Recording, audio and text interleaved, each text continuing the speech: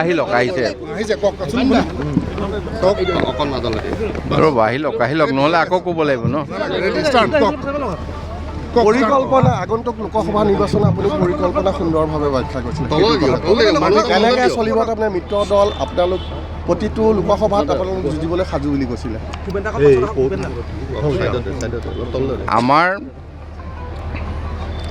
অহা লোকসভা নিৰ্বাচনত এতিয়ালৈকে NDAৰ কোনো সভা অনুষ্ঠিত হোৱা নাই যেতিয়া NDAৰ সভা অনুষ্ঠিত হ'ব তাত নিশ্চয় কোনে কোনখন আসনৰ পৰা প্ৰতিদ্বন্দ্বিতা কৰিব BJP AGP UPPL এই কথাখিনি নিৰ্ধাৰিত হ'ব কিন্তু আমাৰ প্ৰস্তুতিটো ঠিক তেনেধৰণে কৰা নাই আমি কোকৰাঝাৰতো প্ৰস্তুতি কৰিছোঁ ডিফুটো কৰিছোঁ বা বৰাক উপত্যকাটো কৰিছোঁ আমাৰ উদ্দেশ্য কি মিত্ৰ দলৰ প্ৰাৰ্থী য'তেই থিয় নহওক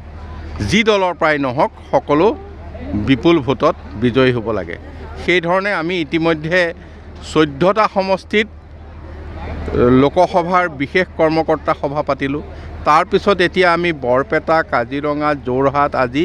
তেজপুৰ আৰু ক্ৰমান্বয়ে আমাৰ বিধানসভা চলি থাকিব যদিও বিধানসভাৰ বন্ধ দিনত আমি বেলেগ বেলেগ লোকসভা সমষ্টিত এই বুথ সন্মিলন পাতিম যাতে আমাৰ দলৰ সংগঠন একেবাৰে তৃণমূল পৰ্যায়লৈ লৈ গৈ অহা নিৰ্বাচনত যাতে আমি এনেধৰণে প্ৰস্তুতি চলাম আমি যিকোনো সমষ্টিত প্ৰাৰ্থী হিচাপে প্ৰতিদ্বন্দ্বিতা কৰিবলৈ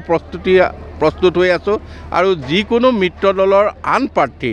BJPৰ হওক UPPLৰ হওক যোন প্ৰাৰ্থীয়ে নহওক তেওঁলোককো বিজয় কৰাবলৈ আমি প্ৰস্তুতি লৈছোঁ আৰু সেই ধৰণে আমি আপোনালোকে কেইটা দলত কেইটা সমষ্টিত প্ৰাৰ্থী এইটো এতিয়ালৈকে ঠিক হোৱা নাই এইটোতো আৰু দলৰ মজিয়াটো এতিয়ালৈকে আলোচনা হোৱা নাই যিদিনা NDAৰ সভা হ'ব সেইদিনা তাৰ আগতে আমি দলে থিৰাং কৰি আমি আগবাঢ়িম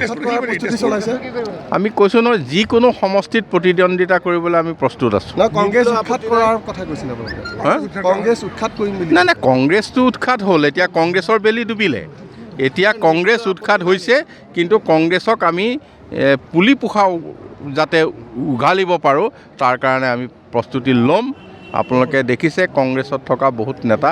ইতিমধ্যে আমাৰ দললৈ আহিছে আৰু ৰাহুল গান্ধীৰ ভ্ৰমণটো তেওঁলোকে নিজে এটা ব্যৰ্থতাৰ পৰিচয় যিখিনি লুকাই আছিল সেইখিনিও মানুহক দেখুৱাই থৈ গ'ল মই ক'লোঁ নহয় মোৰ ভাষাত মই কৈছোঁ যে যিখিনি ব্যৰ্থতা তেওঁলোকৰ আছিল অলপ ঢাক খাই আছিল সেইখিনি উদঙাই দিলে শোণিতপুৰখন অগপই বিচাৰিব নেকি এবাৰ শোণিতপুৰ লোকসভা কোনো লোকসভাৰ আজি মই নাম কোৱা উচিত নহ'ব কিন্তু আমি প্ৰস্তুতি চব জেগাতে ৰাখিছোঁ